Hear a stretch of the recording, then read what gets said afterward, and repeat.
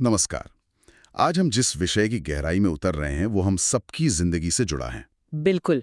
हमारी थाली के खाने से लेकर देश की अर्थव्यवस्था तक। हम बात कर रहे हैं भारतीय कृषि की, जिसे अक्सर भारतीय अर्थव्यवस्था की रीढ़ की हड्डी भी कहा जाता है। हमारे पास जो स्रोत है वो किसी की तैयारी के लिए बनाए गए बहुत ही शानदार नोट्स है।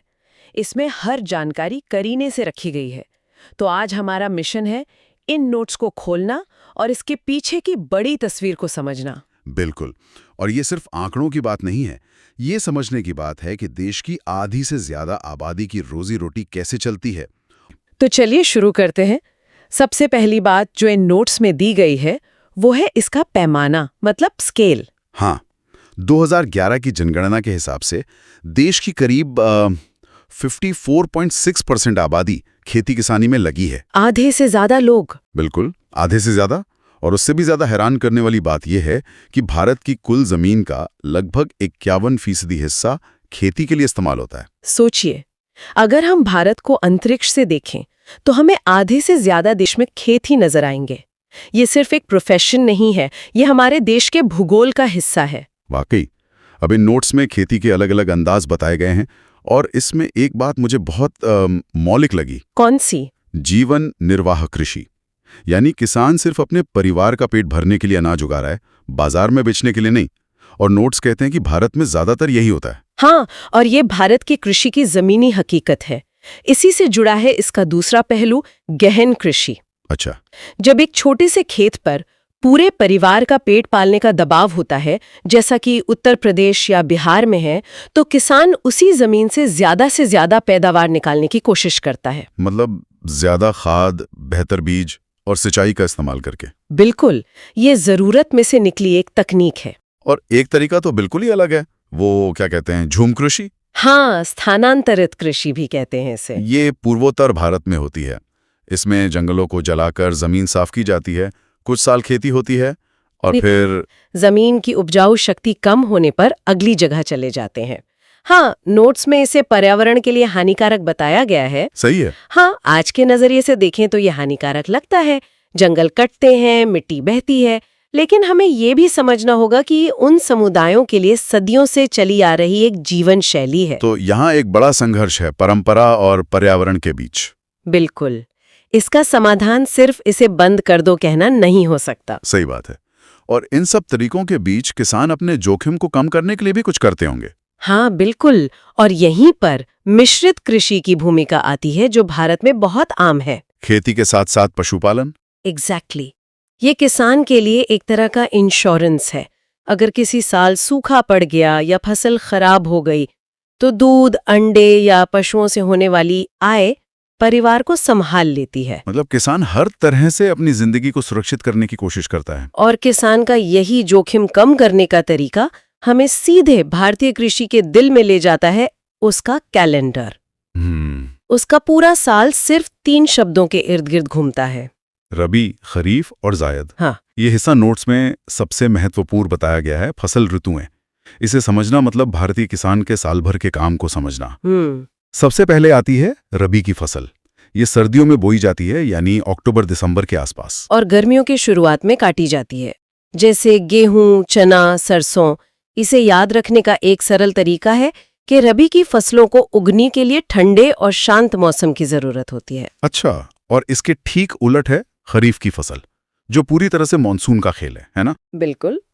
इसे जून-जुलाई में मानसून की पहली बारिश के साथ बोया जाता है और सितंबर-अक्टूबर तक काट लिया जाता है। इसमें वो सब फसलें हैं जिन्हें बहुत गर्मी और बहुत सारा पानी चाहिए, जैसे चावल, मक्का, कपास, गन्ना। और इन दोनों बड़ी ऋतुओं के बीच एक छोटा सा मौका और होता है, जायद का। ये मार्च-अप्रैल से जून-जुलाई के बीच का वक्त है। अच्छा, तो मतलब गर्मियों में जो हम तरबूज, खरबूजा और खीरा खाते हैं, वो दरअसल 2 बड़ी फसलों के बीच के ब्रेक में उगाया जाता है। हाँ, ये तो कमाल की एफिशिएंसी है। मुझे आज तक लगता था कि ये बस गर्मी की फसलें हैं। बिल्कुल। और ये वर्गीकरण सिर्फ खेती का चक्कर नहीं है, ये असल में भारत की पूरी इकोनॉमी का छुपा हुआ कैलेंडर है। वो कैसे? जब खरीफ की फसल अच्छी होती है तो त्योहारों के मौसम में ग्रामीण इलाकों में लोगों की जेब में पैसा होता है, जिससे बाजार में डिमांड बढ़ती है। और जब रबी की फसल कटती है तो सरकार के अनाज भंडार भरते हैं, जो देश की खाद्य सुरक्षा तय करते हैं। ये सिर्फ खेती नहीं, देश की धड़कन है। वाह। अब आते हैं भारत की स्टार फसलों पर। सबसे पहले चावल, जो देश की मुख्य खाद्य फसल है। जैसा हमने बात की, ये एक खरीफ फसल है। नोट्स के अनुसार सबसे ज्यादा उत्पादन पश्चिम बंगाल में होता है। इसके बाद है गेहूं, दूसरी सबसे प्रमुख फसल, और एक रबी फसल। यहाँ एक बात मुझे थोड़ी अजीब लगी। क्या? नोट्स कहते हैं कि कुल उत्पादन में उत्तर प्रदेश नंबर 1 है। बिल्कुल। लेकिन प्रति हेक्टेयर उत्पादन में पंजाब सबसे आगे है। इसका मतलब क्या हुआ? नहीं, ये बहुत अच्छा सवाल है। ये असल में इतिहास और भूगोल का खेल है। अच्छा। आप सोचिए, पंजाब में हरित क्रांति का सबसे ज्यादा असर हुआ, वहां नहरों का जाल है और खेतों का आकार भी औसतन बड़ा है, तो एक किसान कम जमीन से ज्यादा अनाज निकाल पाता है। और उत्तर प्रदेश? उत्तर प्रदेश का क्षेत्रफल बहुत बड़ा है, वहां ज्यादा किसान है, तो कुल मिला के उत्पादन ज्यादा हो जाता है, भले ही प्रति एकड़ पैदावार पंजाब से कम हो। ये तो बहुत ही दिलचस्प अंतर है। यहीं पर एक और जरूरी बात समझनी होगी। बताइए। खाद्यान्न और नकदी फसलों का अंतर। जी। चावल और गेहूं खाद्यान्न है, जिन्हें हम मुख्य रूप से खाने के लिए उगाते हैं। और कुछ फसलें ऐसी हैं जो किसान सीधे बाजार में बेचकर पैसा कमाने के लिए उगाता है, उन्हें कहते हैं नकदी फसल। बिल्कुल, या व्यापारिक फसल। जैसे कि कपास, जिसे नोट्स में सफेद सोना कहा गया है। हाँ, ये काली मिट्टी में सबसे अच्छी होती है, इसीलिए गुजरात और महाराष्ट्र इसके सबसे बड़े उत्पादक है। और गन्ना? गन्ना भी, जिससे चीनी और गुड़ बनता है। और चाय कॉफी को तो हम भूल ही नहीं सकते। हाँ, पेय पदार्थों की बात करें तो ये तथ्य कमाल का है कि भारत की 70% कॉफी अकेले कर्नाटक उगाता है। बिल्कुल। और चाय का नाम आते ही असम याद आता है, जो सबसे बड़ा उत्पादक है। हालांकि स्रोत ये भी बताता है कि स्वाद और क्वालिटी के मामले में दार्जिलिंग की चाय दुनिया में सबसे अच्छी मानी जाती है। और ये फसलें सिर्फ देश की अर्थव्यवस्था में ही योगदान नहीं करती, बल्कि ये दुनिया में भारत की पहचान भी है। दार्जिलिंग चाय हो या भारतीय मसाले, इनकी मांग पूरी दुनिया में है। इन सब फसलों की पैदावार बढ़ाने के लिए समय समय पर बड़े कदम उठाए गए, जिन्हें हम क्रांतियों के नाम से जानते हैं। नोट्स में तो रंगों का एक पूरा इंद्रधनुष है। हरे, श्वेत, नीली, पीली। सबसे प्रसिद्ध है हरित क्रांति, ग्रीन रेवोल्यूशन, जो 1966-67 के आसपास शुरू हुई। इसका सीधा मकसद था भारत को अनाज, खासकर गेहूं और चावल के उत्पादन में आत्मनिर्भर बनाना, और इसके जनक MS स्वामीनाथन को कहा जाता है। और ये एक मिशन था जो कामयाब रहा, है ना? पूरी तरह से। हरित क्रांति से पहले भारत अनाज के लिए अमेरिका जैसे देशों पर निर्भर था, लेकिन इस क्रांति के बाद हम अपनी जरूरतें खुद पूरी करने लगे। फिर आती है श्वेत क्रांति, व्हाइट रेवोल्यूशन, यानी ऑपरेशन फ्लड। इसका संबंध दूध उत्पादन से है और इसके नायक थे वर्गीस कुरियन। इसने भी देश को बदल दिया। बिल्कुल। भारत आज दुनिया का सबसे बड़ा दूध उत्पादक है और इसका श्रेय श्वेत क्रांति को ही जाता है। लेकिन इन सफलताओं की एक कीमत भी थी। इन नोट्स में एक बहुत जरूरी बात पर उंगली उठाई गई है। इसमें साफ लिखा है कि हरित क्रांति का सारा ध्यान और संसाधन गेहूं और चावल पर लगा दिया गया। इसका नतीजा ये हुआ कि दालों और मोटे अनाजों की उपेक्षा हुई। बिल्कुल, और उनका उत्पादन पिछड़ गया। और ये समस्या आज तक हमारे साथ है। आज भी भारत दालों का सबसे बड़ा उत्पादक तो है, पर हम दुनिया के सबसे बड़े उपभोक्ता भी हैं। मतलब हमें अब भी दालें आयात करनी पड़ती हैं हर साल बड़ी मात्रा में। ये हरित क्रांति का एक कह सकते हैं अनपेक्षित परिणाम था। नोट्स में कुछ और क्रांतियों का भी जिक्र है, जैसे नीली क्रांति, वो मछली उत्पादन से जुड़ी है।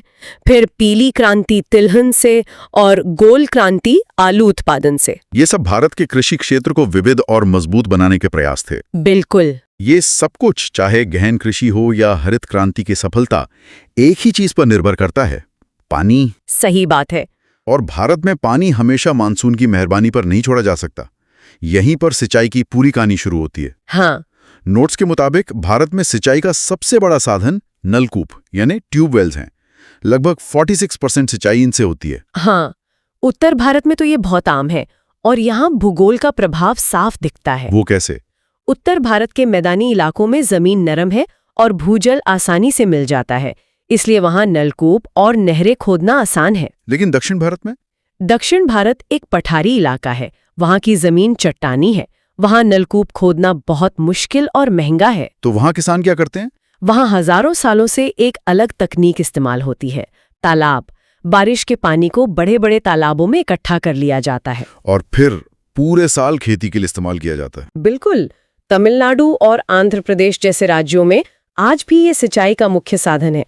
ये दिखाता है कि हमारी कृषि पद्धतियां कैसे स्थानीय भूगोल के हिसाब से खुद को ढाल लेती हैं। इससे पहले कि हम इसे समाप्त करें, इन नोट्स में कुछ ऐसे तथ्य हैं जिन्हें मैं जरूर साझा करना चाहूंगा। बताइए। पहला, सिक्किम भारत का पहला पूर्णतया जैविक खेती वाला राज्य है। मतलब वहां खेती में किसी भी तरह के रासायनिक खाद या कीटनाशक का इस्तेमाल नहीं होता। ये भविष्य की खेती की एक झलक हो सकती है, जो पर्यावरण के लिए भी बेहतर है। दूसरा, केसर जो दुनिया के सबसे महंगे मसालों में से एक है, उसका उत्पादन भारत में सिर्फ एक ही जगह होता है, जम्मू कश्मीर। हाँ। और तीसरा, जैसा हमने पहले भी जिक्र किया, भारत दालों का सबसे बड़ा उत्पादक भी है और सबसे बड़ा उपभोक्ता भी। और अंत में ये नोट्स हमें उन संस्थानों के बारे में भी बताते हैं जो इस पूरे क्षेत्र के थिंक टैंक हैं, जैसे केंद्रीय चावल अनुसंधान संस्थान कटक में है और भारतीय कृषि अनुसंधान परिषद ICAR का मुख्यालय नई दिल्ली में। ये वो जगहें हैं जहां भारत की खेती के भविष्य पर काम होता है। तो इन सब का क्या मतलब है? हमने देखा कि भारतीय कृषि सिर्फ फसलें उगाने से कहीं ज्यादा है। ये मौसम, भूगोल, तकनीक, सरकारी नीतियों और क्रांतियों का एक जटिल ताना बाना है। और ये करोड़ों लोगों की जिंदगी को सीधे तौर पर प्रभावित करता है। सही। इसे समझना सिर्फ परीक्षा के लिए ही नहीं, बल्कि यह जानने के लिए भी जरूरी है कि हमारे देश की नींव कैसे काम करती है।